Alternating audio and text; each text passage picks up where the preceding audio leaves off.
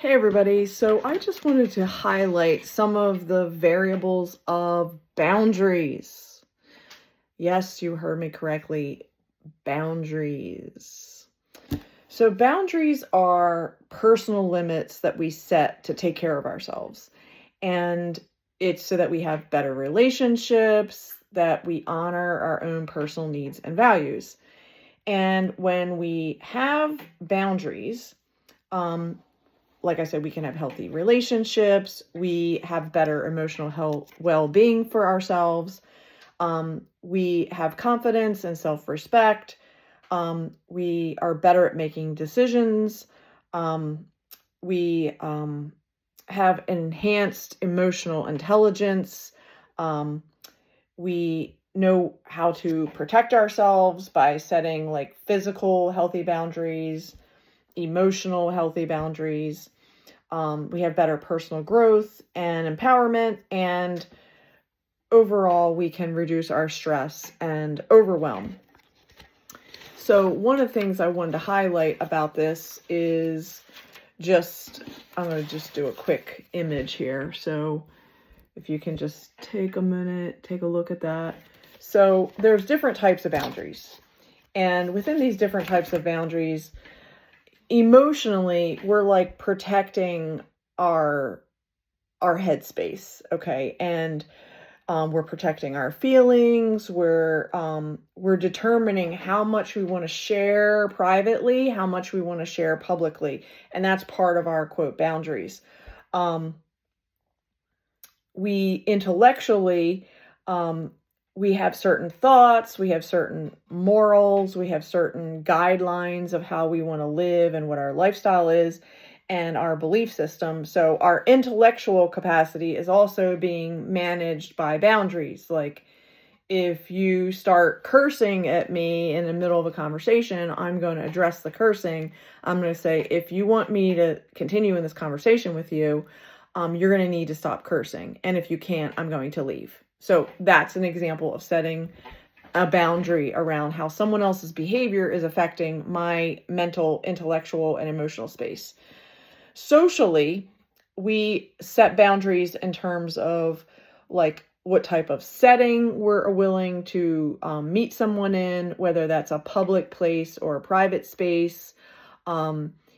Publicly, if I'm going to meet you for the first time, I'm going to meet you at a coffee shop. I'm going to meet you at a restaurant. I'm going to meet you at a hike or a trail. So I'm choosing a public place because I don't know you and I want to see how you are around other people. So the first time I'm going to pick a setting where there's a lot of people around and it's more public. And as we continue to spend time like that, then I might say, okay, now I'm willing to spend alone time with you on a hiking trail because I've already seen how socially we've interacted in these public environments. And now I'm willing to be one-on-one with you, or one-on-one with you in your car, or one-on-one with you in your home, or one-on-one with you in my car. You get what I'm saying? So those are some social examples.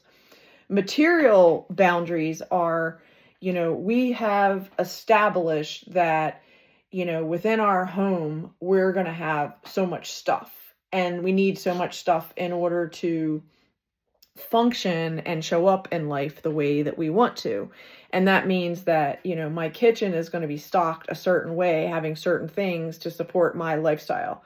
And I'm going to set boundaries that if I'm having an event and if I say, quote, potluck, I'm going to be very specific about what types of potluck items I'm allowing into my space, because I'm trying to maintain a certain type of sanctuary in my kitchen. For example, I have a raw vegan kitchen. So you're not cooking fish or chicken or meat in my kitchen. So that's where I'm saying that there are certain boundaries. You may be able to do that outside on the grill if you want to do that, but not in my kitchen. So again, this is just certain things that a person will establish within their material environment. That could also mean about physical stuff and belongings. Like, I want the dirty laundry in the hamper. I don't want it on the floor or scattered all about in every room of the house. That's a boundary. I want the bathroom clean and I want to be able that when I go in there, that all the items that I need in the bathroom are accessible, such as toilet paper, Kleenex, towels, whatever personal items I need, coconut oil, etc., toothpaste, that they're accessible and organized and easy to get in that material space, in that space involving my material belongings. And then if somebody says, here, I'd like to give this to you, and it completely has nothing to do with what I'm about, I may first say, I really appreciate the gesture. That's very kind of you, but I have to tell you, I'm not really going to use that. Could you re-gift that to someone else? And then that person may take away the gift and, return it or gift it to someone else. And if they impose and they're like, I really, really want, I bought this for you, I may graciously accept it, but I'm giving it away to the Goodwill, or I'm going to sell it, because those items are not something I'm going to use. So I have to set personal limits to how much is incoming and how much is outgoing. Time. We set boundaries in terms of our time. Like if I set up an appointment to have a Zoom call with someone, it's a 45-minute Zoom call. And, I'm going to give that person an upfront, like, this is what we're going to do in the first couple minutes. And then we're going to ask questions. And at this point, I'm going to give you a timeout, warning, like the call is coming to a close. We have to wrap it up. And then we can reschedule another call. But there's a time limit for how much I'm willing to share with that person within that agreed upon time slot. Also, if I'm going to meet somebody and they're going to pick up an item, and if it's self-serve pickup, like patio pickup, like I'm going to have a certain time, it's daylight hours, you can pick it up. This is how you get to the location. And this is where the cash box is. And if you want to pay with credit card, then it's going to be more money because I'm having to pay those other fees. So the point is, I'm establishing boundaries that if you want to pay cash, it's this price. If you want to pay with a credit card, it's this price. And the time for you to do the self pickup is during daylight hours. Okay. When someone says, hey, I'd like to, meet you and let's get together and let's go for a walk or a hike on a trail. And I'm like, okay, great. So we're going to pick a destination, a public place. We're going to meet at that designated time. Now, if the person does not show up or they're late, I'm going to give them a time allotment of 15 minutes. After that 15 minutes, if they have not called me, they have not showed up, my boundary is that I'm moving on with my day. And especially if they haven't called and they haven't texted and they haven't reached out in any form of communication to even acknowledge that they're late. If they do, and they do respond later on, then I may reschedule with them in the future. But as for that day, I'm moving on with my day and I'm putting my attention to other things, because disrespect is only going to get more disrespect. And you can't keep making allowances for people when they just continue to crap on you. Which brings us to the most important boundary that I think that anybody thinks about, but maybe they don't. And it's physical boundaries. It is like physical touch. Like, here's my body. And if I put like my arms out to the side, like this is my personal bubble. Okay. And, in front of me, around me, behind me, that's my personal bubble. Okay. And within my physical space, I'm showing up, I'm sitting in a certain way, and, I'm claiming my space in this moment. Okay. Now, when I am walking up to somebody and I'm getting ready to walk into a building and it's a public place, and let's say it's a church, for example. And as soon as I walk into the church, there's all these, quote, designated greeters. And these designated greeters are there to hug you and shake your hands and make you feel welcome.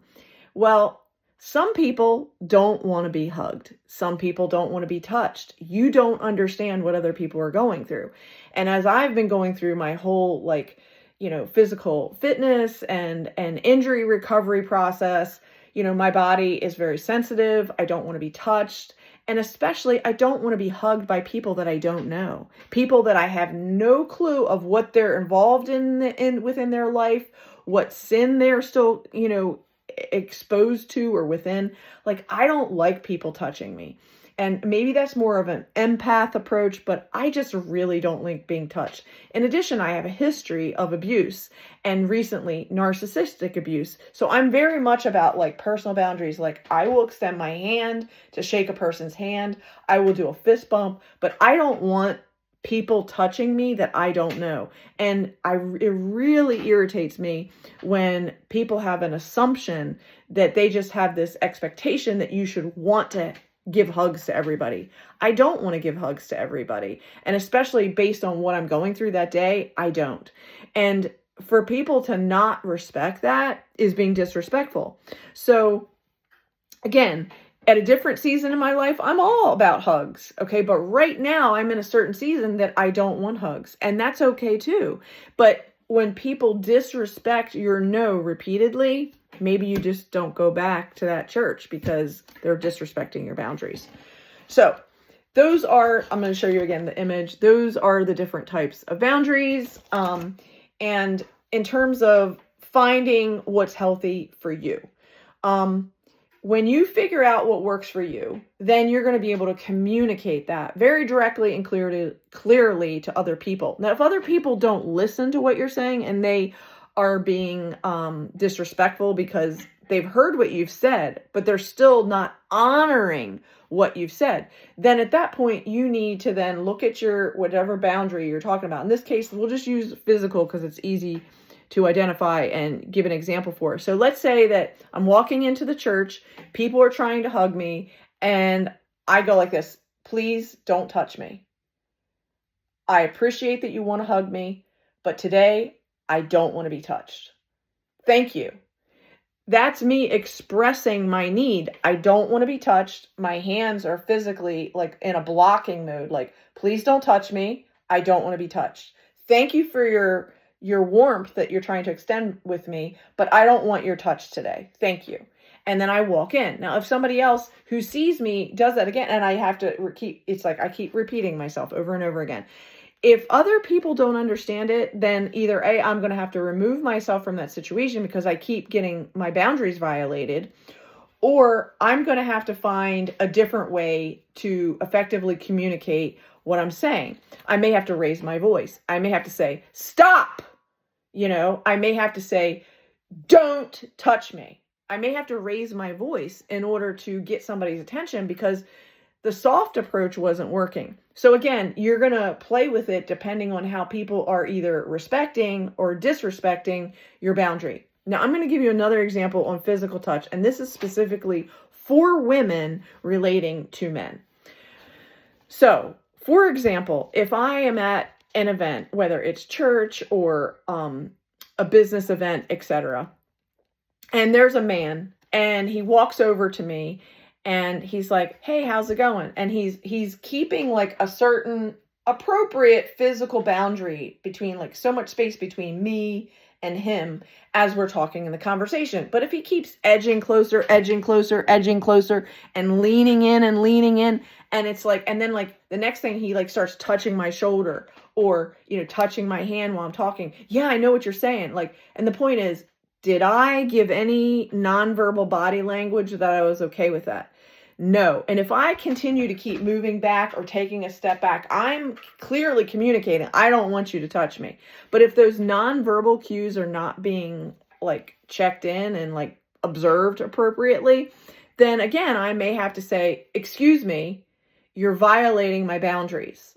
I don't like that you are touching me without asking, never without my permission. And then I may physically turn and walk away. Whatever they have to deal with their own emotions is on them. The point is they disrespected my boundaries by physically touching me when I gave them no indication that I wanted to be touched at all. Now, that's just in a public setting like a church or a business setting. Okay, now let's take it to the next level. You're choosing to want to go out on a date with someone, okay? And you're choosing that you want to spend time in a group with other people. So let's say you're choosing to date this person and see what it's like with this person. And so you're all going out in a group together with other people. Let's say you're going out to a restaurant, you're going to get something to eat, and you're with a group of people. Well, that person may sit next to me, okay? But if they keep nudging my shoulder and keep doing the touch thing again every time they're trying to make a point, again, I'm paying attention to all this nonverbal behavior. I'm paying attention to their body language, their voice, their inflection, all that stuff, their ego. And again, I may have to turn to the person and say, hey, look, I really don't like being touched the way that you're touching me at this time. So please refrain from touching me. Again, it's like I have to communicate that. Now, if I'm out on a private date, let's say that I'm going on a walk with a person and we're going to go for a hike, or you're walking a particular trail or hike or something like that.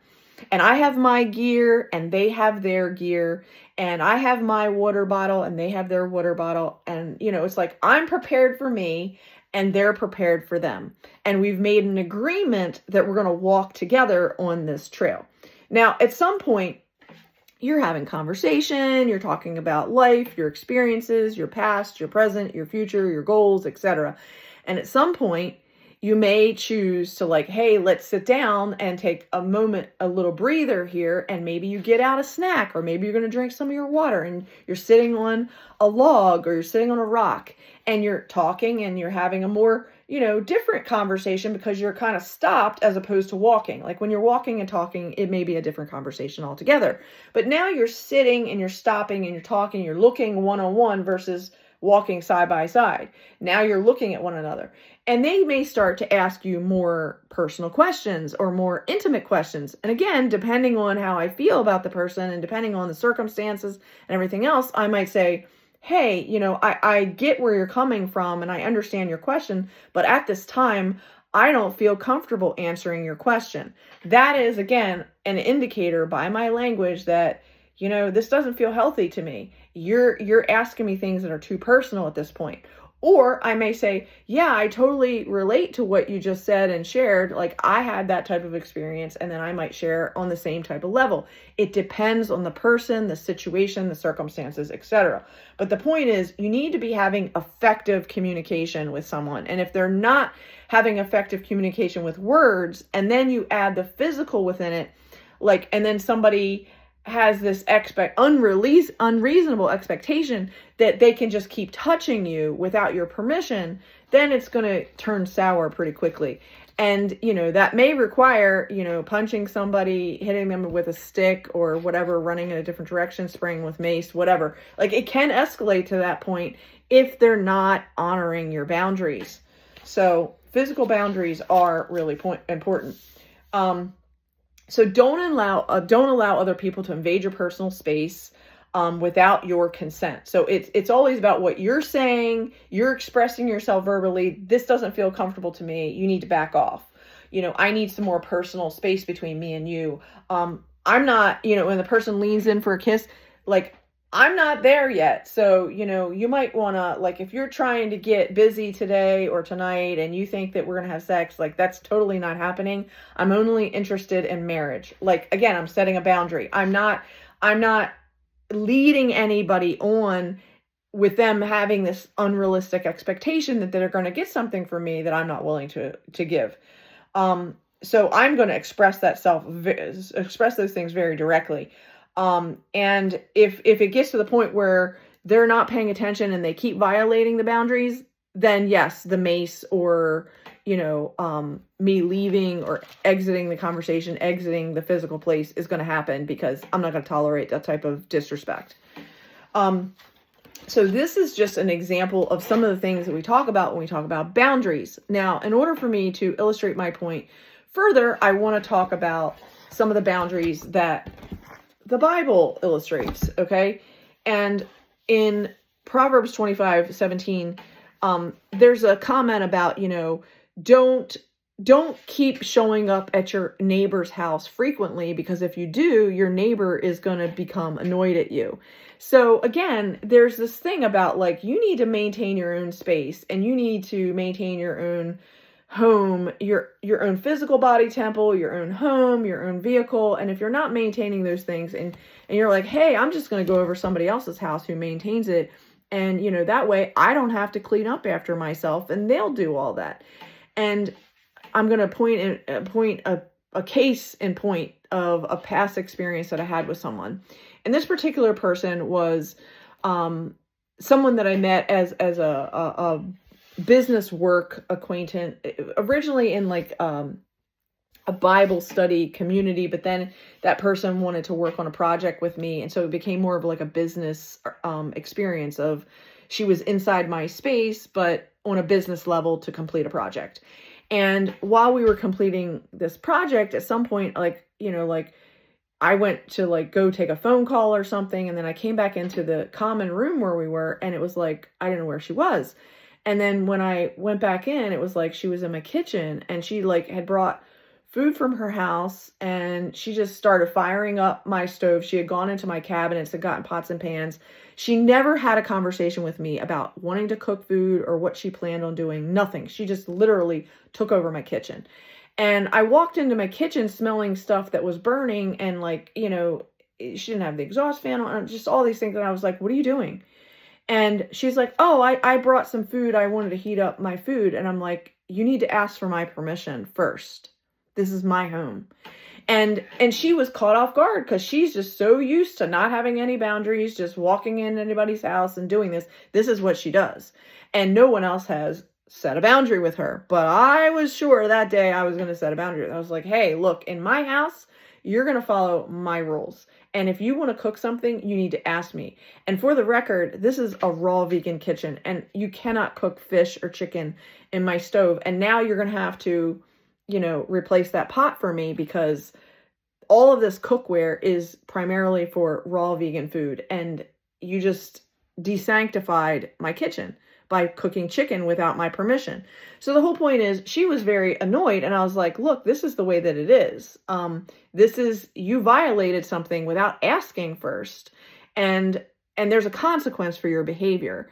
Now, she didn't really like me or what I said very much. And she's like, you know, I'm happy to buy you another pan if it's like, you know, a couple dollars, you know, like maybe $20 or less. And I'm like, well, that's not the pan that you just ruined, you know, like you just you know. And I'm like, okay, the bottom line is, I have my own level of what is healthy and what is unhealthy. And somebody else can have a completely different level of what is healthy and unhealthy, but it's my kitchen. And I'm like, if you want to cook or do whatever you want to do in your kitchen, that's totally fine. But this is my kitchen. And if you're going to come here to do work with me on a project, it's my kitchen. And I'm telling you from now on, like, you have no access to my kitchen.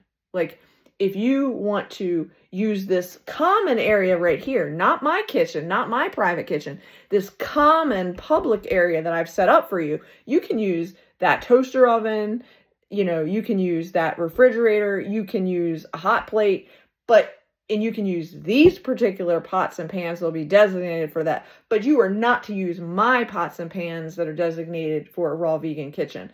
And you're not to use my kitchen ever without asking me. And the bottom line is, this person was annoyed with me, but she was annoyed with me because I actually had a boundary. I had, you know, and I was keeping it and maintaining it. And when she violated it, I clearly let her know that that was not okay with me. Now, the whole point is, that may be considered to some people a harsh boundary, but, you know, when I'm trying to keep a very clean, pure, kosher, raw vegan kitchen, that means I want everything in that kitchen to be at to certain standards. And when people are violating that, and they don't understand because they never asked that these pots are for this and those pots are for that, like, they're violating my flow. And that's not cool. That's disrespectful. So what I'm getting at is, sometimes a neighbor or a friend, they don't mean harm, but they are creating harm because they're not asking your permission. And boundaries should be implied, like, hey, you need to ask my permission before you do something. Okay. Moving forward, if we think about the 10 commandments, the 10 commandments are clearly boundaries. You know, do not have any other gods besides me. I am the Lord your God. You know, honor your mother and father. You know, keep the holy Sabbath. I'm just naming a few. The whole point is, those are boundaries. If you follow the law and you follow the boundaries, then you're within those boundaries, then you are going to be protected. If you're outside of the law, then you're not going to be protected because you're violating the law. You're violating the boundaries. And God wants his children to be under his protection and blessings. So if we're out here in sin, then we're not under his protection. But when we come back to him and we repent and we say, God, I'm sorry, I did this, I did that. Please forgive me, show me what I need to do, discipline me, and we get back to our Bible and we get back into what we should be doing and how to follow the 10 Commandments, then God's going to say, okay, I have mercy on you, I'm going to forgive you, okay, and then he's going to show you the way. But if you're not in the Bible and you're not receiving the daily message of whatever the Lord wants to instruct you on, then again, you have to bear your own load, like Galatians 6:3. So the other major boundary is 2 Corinthians 6:11. Don't be unequally yoked. If you are in a relationship with another person who is not a believer, who is not a Christian, who is not Judeo-Christian, who is not understanding the Torah, the Bible, and they're not living and walking in that way, which is the absolute truth, then you're going to be unequally yoked. And even though they may say that they are, you have to look at their behavior. And narcissists, especially in today's age, can be very deceiving, and they can talk a good talk, but in the end, it's their behavior. Their behavior will show, the morsels, the crumbs, and you have to follow the crumbs, connect the dots, and go, okay, this person is a bunch of crap. They are lying. They are not in agreement with who I said I am. They're not in agreement with that. Therefore, we're going to be unequally yoked. And at that point, you're going to have a conversation, and maybe even an uncomfortable one. And when it happened for me, I was engaged to my fiance. We were going through, biblical counseling. We were going through, interconnecting our lives together, finances, physical stuff, planning for the future, all this stuff. And everything seemed exciting and new and, full of promise. And I was in a state of joy. Obviously, when you want to marry somebody, you think that person is actually going to be a benefit and an asset to your life, not detracting from it.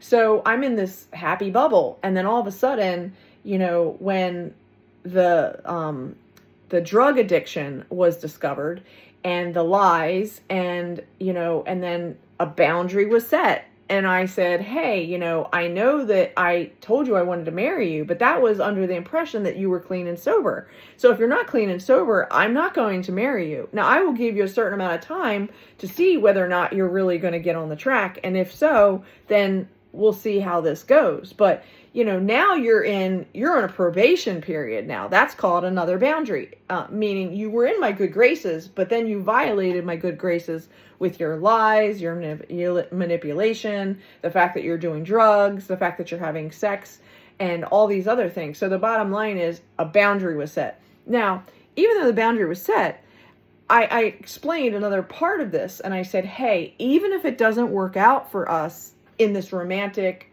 engagement, this relationship that's hopefully going to lead to marriage, if it doesn't work out for that because you're not able to keep your word and you're not able to keep your integrity to what you said and who you said you were under God in Christ for a marriage relationship, then I'm going to, again, set additional boundaries. And I'm going to say, I will continue to be your friend to help you through this process of 12-step recovery, of addiction recovery, of me being a sound, real friend to you in this process because I care about your soul.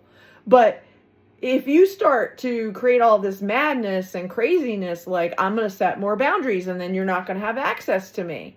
And all these things were explained, but the whole point is people only see what they want to see. But in order to have a healthy relationship, you need to have healthy boundaries. And if you're unequally yoked, again, you can care for the person's soul by setting additional boundaries in terms of what you will tolerate and what you won't tolerate, and you will keep praying for their soul. But if they never get to a true state of surrender, then if you keep letting that person back in, they're going to take advantage of you, whether you realize it or not. And over time, in my case, financial ruin, identity theft, much of my assets, stolen, resold for drugs.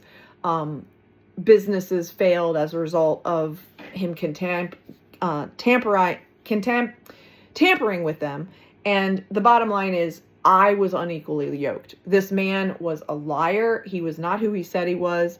And he lost, whether he was, and then he lost his way. But the bottom line was, he didn't find his way back. And that was up to him, between him and Jesus. And he didn't, find his way. So, okay.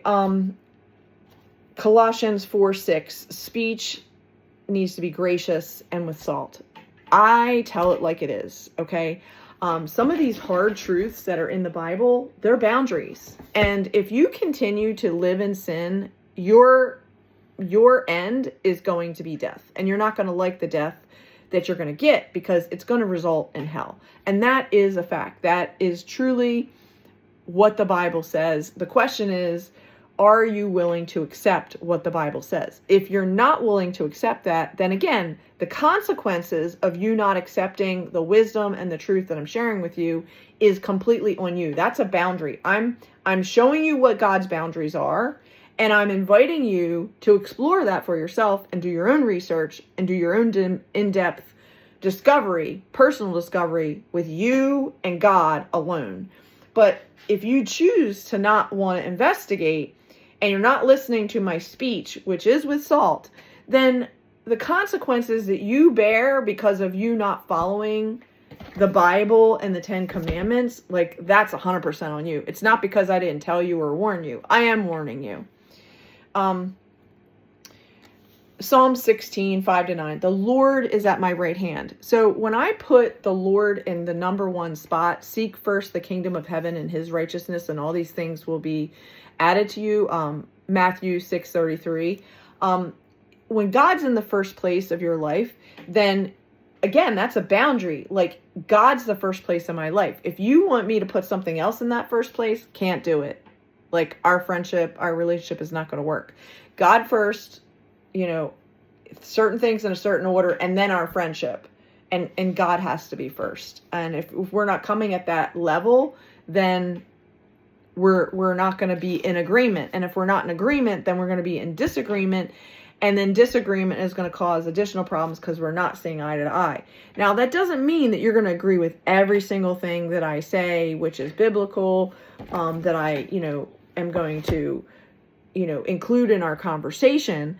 But if you don't agree on that particular point because your heart hasn't been opened yet and you need more time to let that marinate, again, that's on you. But if I'm at a certain level where I understand this thing and you're here and I'm here, like, I'm not lowering myself to your level and going to say, hey, I'm going to come back and sin with you anymore. No, I'm going to stay up here and you're going to have to raise up to my level. I'm not lowering my standards for you. That's a boundary. A soft answer turns away wrath, but harsh words stirs up anger. Now, this may be true, and it is true, and maybe it's something that I have to work on because I am direct. But I will say this. I would rather be known for being direct and, quote, hurting your feelings because you don't understand, spiritual principles, and I'm like in your face trying to show you that you don't understand. I'd rather be telling you what the truth is and saving your soul from eternal damnation than you saying, well, you never told me this. No, I did. You didn't listen. You chose not to listen, but I did say it. The other thing is, Acts 17:26, there are boundaries of a dwelling place. So the home that I live in, there are boundaries of where the land, ownership is like, a boundary. There are boundary lines there. And, when I park my van on the driveway, like, that's a spot where it's designated that's where I'm going to be. Like, the way that I walk in and out of my door. Okay. Like, all these things are part of the boundary of, like, what is my domain within this space. Okay. And, what are the noise control up until 10 p.m. at night?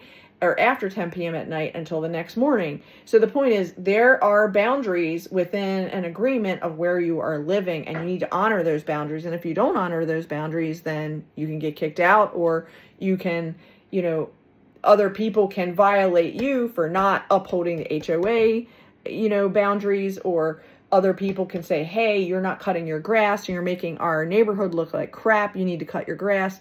So, boundaries are to maintain the flow of keeping property values up in this example. Philippians 4:8, what we think and whether we think positively or negatively is creating boundaries in our mind. So for example, if you say to me, I just feel like calling you up and dumping on you about everything that went wrong today, and I just want to stay in a total complaint state. And like, let's say that that's our relationship, our friendship. Our friendship is every time you call me up and you dump all your problems on me, and you tell me everything that's going wrong, and you're just in total complaining, total negativity. And so one day I'm like, hey, like, I'm really noticing, like, this person, they have this habit that they want to come to me and just do this dumping. So I'm going to set a boundary in my mind, and I'm going to say, when somebody oversteps this boundary at this point, I'm going to communicate to that person, I've had enough. So an example of this would be, let's say your friend calls you up and they're really upset and they're going in about these details of what happened to them. And maybe you give them 5 to 10 minutes to just vent. You give them that amount of time, 5 to 10 minutes to vent about whatever is going on with them, and you listen. And at that point you say, hey, let's stop for a second. What I heard you say was, and then I summarize it. Okay. And I say, I heard you say about A, B, and C, and that you're upset about A, B, and C, correct? Yes. Okay, great. What do you want to do today about A, B, and C? What constructive things can you take action on today about A, B, and C? Because I have no more capacity in my mind, in my mental space, to hear any more complaining. I'm happy to make some suggestions with you and brainstorm with you and help you find a solution to these problems, but I am no longer willing to listen to you complain. That's an example of managing your headspace. And keeping the person to think about the positive things, the gratitude, the blessings, what beautiful things and wonderful things the Lord is giving them an experience of, even if it is a negative experience. There's a reason for it. So learn the lesson and move on. Okay. Now there's Proverbs 22, 1-24 talks about, don't have friends that are angry.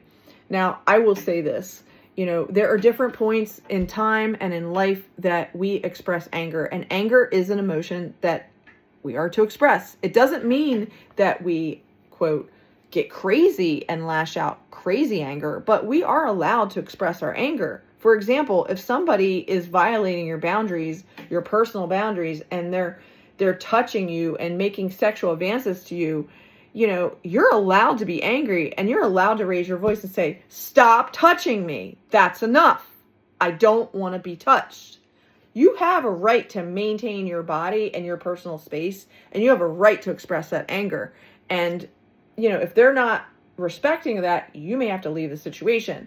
And again, it doesn't mean you're never allowed to express anger. It's that if every single time that you're hanging out with your friend, they're always angry, like, you might want to rethink why you have that friendship with that person if they're constantly angry all the time. Okay. Galatians 6:2 tells us that we are to bear one another's burdens. And, I'm carrying my cross, you're carrying your cross, but some days my cross feels really heavy, and I call you up and I say, gosh, I'm having a really rough day, and this happened and that happened, and can I just vent for a couple minutes and, get this out, and then can you inspire me or tell me something positive so that I can get back on track? Do you see how I'm asking my friend how to support me? I'm being very specific. I'm saying I need to vent for a couple minutes. Just let me vent, and then help me to get back on track. Tell me something positive to get my mind back on focus so that I can move past this stupidness of this moment. I'm just stuck in this moment. Help me get past this moment. That's what good friends are for.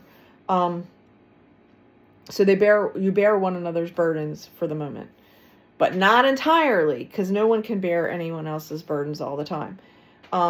Okay, Matthew 5:28, lust and adultery, they're boundaries. God set those boundaries. Don't be yoked with lust. Whatever you see with your eyes, you are already in lust in your heart. And when you physically act out on those things, then you commit fornication and adultery. And those things can, those connections, those physical connections with other people can really mess you up. And they can mess you up on so many levels. So don't do it. Be in a committed monogamous marriage. And if you're not, then stay single and stay celibate. Psalm 19, 7-11, the rules of the Lord are true. The gospel is true. The commandments are true.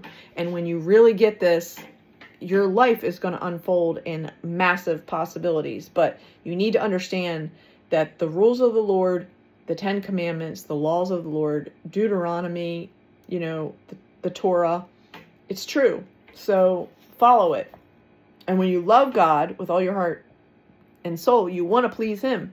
So you want to follow what he set out. Because if you're his child and you respect God, your father, and you respect Jesus, your brother, then you want, and your Lord, you want to be able to be like, hey, I want to follow this. I want Christ within me to overpower me so that it's less of me and I die to self, so that there's more of Jesus and I have his strength to overcome these obstacles, these demons, these problems in my life. Proverbs 15:25, the Lord tears down the house of the proud, but he maintains the widow's boundaries. Now, I can tell you this from experience that, I grew up in an alcoholic family, and I could sit there and tell you about positive things that I experienced, because you can always see the positive in anything, even when it's difficult. And at the same time, there are consequences when, people in your life are in active sin and they don't change. And the Lord tears down the house of the proud. If you're in sin and you're proud, God's going to tear down your house. The penalty for sin is death. But God is going to maintain the widow's boundaries. And, my mom is now a widow from my relationship with my fiance, who left me a widow because of his drug addiction and his death. The point is, financially and massive impact mentally, again, I became a widow. So the point is, the Lord is going to maintain the widow's boundaries. The Lord is going to look out for the widows, the orphans, and the poor, because he knows what they've been through. He has seen their weeping tears on their pillow day and night, and he is going to bring them out from the wreckage, even in the midst of the obstacles. Proverbs 23:14, it's better to strike with a rod and save a soul from hell. And I'm still in total agreement from that. So if I'm talking to somebody on the phone, and whether it is a friend or a client, and, they tell me, I'm going to give you an example of a client, and a client tells me, hey, I've listened to all this and this was really helpful, but I forgot to tell you that, that I'm in a lesbian relationship. This is a client telling me that they were in a lesbian relationship. And at that point, I set a boundary, and I said, look, these rules and all the suggestions and counsel that I can give you as a life coach is based on a heterosexual relationship, which is the biblical foundation, and everything that I teach is based on a biblical foundation. And you being in a lesbian relationship, I can't speak on that. If you want to repent from your sin and you're at a place of repentance and you want to turn to God and you want to get out of this lesbian relationship and you want to then be counseled about how to be a godly woman, I'm happy to help you. But right now you're in active sin and you're not willing to make those changes, and you're not seeing that this is evil or that you're in sin right now. And so I'm going to end it right here. Like, we're not in agreement. And until we're in agreement, everything that I say is going to be like one up, because you're not willing to see the truth of the Bible. Okay. 1 Timothy 4:12, let no one despise you for your youth. For much of my life, I have always looked younger than whatever age I was. And that has a lot to do with being on a raw vegan diet. And like I said, when people would look at me and they'd be like, that's crazy. Like, I can't believe that you're that old. Like, I thought you were like in your late 20s or your early 30s or something. And the point is, no, I'm in my 50s. And that point has a lot to do with how I'm taking care of myself, how I'm presenting myself. And, I'm not trying to look, like a sleazy 20-year-old, that's going to a club. I might have been in that phase before, but I'm not in that phase now. So again, like let no one despise you for your body, but my body going through the detoxing and the things that I'm doing to maintain health, wellness, and fitness, those things, people are coming to me and they're like, wow, you look like you lost a lot of weight. Yes, I did. What are you doing? Well, I'm doing a lot of things. What should I do? Well, if you'd like to find out more about my body temple cleanse, I'm happy to share that with you, for example. So the point is, like, don't let people despise you for what you're doing, but people are going to be naturally attracted to you and then ask your help for how they can, do the same thing, because they're physically seeing what you look like before and what you look like now. And they know there's been a massive change. Joshua 1:8, the book of the law, meditate on it day and night. So, God re-emphasizes over and over again, the book of the law, Deuteronomy, the 10 commandments, precepts, the judgments, the testimonies, all that stuff. And the point is, meditate on it day and night. Well, if you're not reading it, then how are you going to meditate on it? You have to, number one, first read it. Then you have to meditate on it. And then you need to let it marinate. And then God's going to show you where you're out of alignment. And then when God shows you, hey, in this specific area right here, within this boundary right here, you're out of alignment. Get in alignment. And then you're like, oh my gosh, thank you, Lord, for showing me that. I see that now. Okay, I'm going to do what I have to do to get in alignment. And then you start doing it. Okay, Proverbs 27:5, it's better to have an open rebuke than hidden love. I am a big proponent of this. Like, it is better to be in there, straight up, in your face, tell it like it is, and be like, this is the truth. If you don't want to believe this truth, that's on you. You're going to have consequences for that. There's either blessings or curses. So if you want to deal with the curses, that's on you. If you want to deal with the blessings, that's on you. So it's like, it's a choice. It's a choice all the time. Curses, blessings. Curses, blessings. So Galatians 2:20, Christ lives within me. I'm going to stand on that. And as long as Christ lives within me, then I'm going to keep expanding myself as to be more like Christ-like. And that means that I'm going to have more strength, because he who lives within me, meaning Christ, is greater than he who is in the world. Satan is in the world. Jesus is in my heart. Who's going to win the battle? Jesus is winning the battle. Okay. Psalm 16:6, beautiful inheritance in heaven. I have the confidence of knowing that my inheritance is in heaven. That's a boundary. As long as I keep staying in this boundary, this Bible, from Genesis to Revelation, that's a boundary. Like, as long as I stay within that book and I'm learning about that book within those guidelines of Genesis and Revelation, then I am going to receive that beautiful inheritance of heaven, because I'm studying what the word says. 1 Corinthians 15:33, don't be deceived by bad company. It ruins good morals. So this is a really key point I want to talk to you about. And this is, again, we're talking about boundaries. Okay, and let's specifically relate this one to health, okay? Now, when you go out with your friends and family and you're going to go out for an eating fest, okay? And I mean, like, you're going out to eat food, and that, let's say that they pick, I don't know, an Italian restaurant.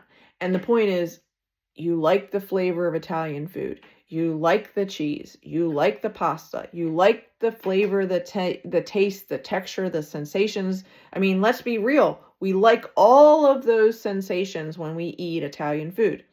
Now, you go out with your friends and family and you make an agreement before you leave the house to go to the restaurant. You're like, I'm only going to eat the Italian meal. I'm not going to fill up on bread. Okay. But now you get to the restaurant and everybody else in the restaurant is eating all the free breadsticks, and they keep ordering more breadsticks. And they're like, you want one? You sure? Oh, they're so good. You sure you don't want one? And then you've made up your mind before you left, like, I'm only going to eat the pasta dish. I'm not going to eat the bread. And you get there and you're like, okay, I'll just have one. And then the bread tastes so good. And then there's no filter on your system anymore because you've gone beyond that marker. And there is no way to stop you from eating. At that point, you're like, I'm going to have another breadstick and another breadstick. And by this point, you've eaten 4 breadsticks. Your meal hasn't come yet. Now your meal comes. Then you eat your meal because you're like, I don't want to let it go to waste. And now you come out of that restaurant and your stomach is like out to here. You're completely bloated. Well, you overate. You violated your own personal boundary by being persuaded by your friends and family. And you were deceived by the bad company of your friends and family. And it's ruining your good morals of trying to stick to your new raw, vegan, healthy diet. Is Italian food raw vegan? Most of it, no. So why are you even going to an Italian restaurant in the first place? Okay. Unless they have raw vegan options, you're going to be making mistakes just by setting foot in the Italian restaurant. And then you're ruining your goals to get to your health and to honor your body temple by just walking in there and sitting down. Now, if you have enough discipline to go to that Italian restaurant and just have a coffee or just have a salad, and the salad with no cheese, so that you're keeping it, raw vegan, you're not having the cheese on your salad. The point is, if you can have that discipline and order from that perspective, then great, go and enjoy your company of your friends and family.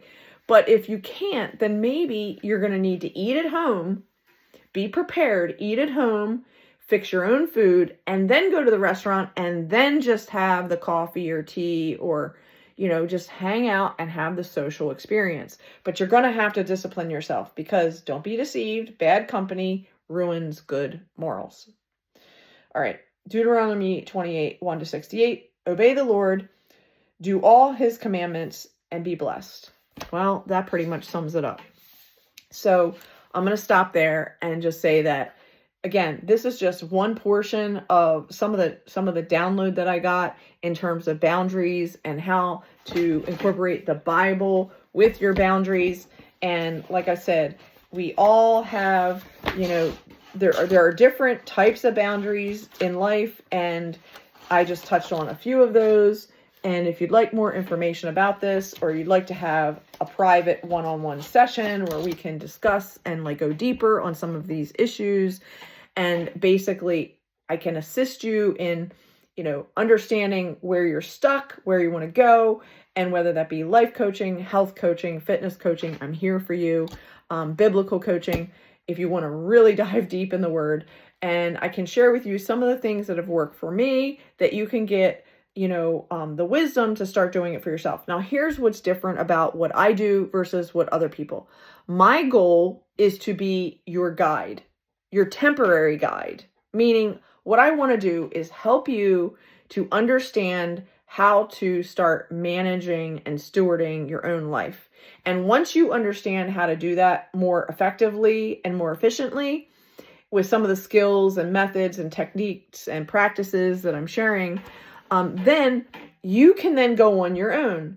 You're not going to need me to hold your hand the whole time. The goal is for me to share some tips and tricks and how to, how to understand how this starts. And then you're going to have a personal relationship with God the Father, with Jesus the Son, and with the Holy Spirit. And you're going to have a personal relationship with your Bible. And you're going to have a personal relationship with your private journal. And you're going to have a personal relationship with your body temple and the way that you eat, whether you eat clean or you eat dirty. You're going to have a personal relationship with your fitness and whether you pick up your weights and get on your walking schedule or whether you make more excuses and you stay stuck. It's going to be up to you whether or not you achieve what you want to achieve. So I'm here for you, life coaching, health coaching, fitness coaching. I'm currently in the Baltimore, Maryland area. If you want to physically meet in person, Otherwise, I do Zoom calls one-on-one and some group coaching calls. And I'm happy to help you, support you, and get you on your way to get unstuck. Have a great one, everyone.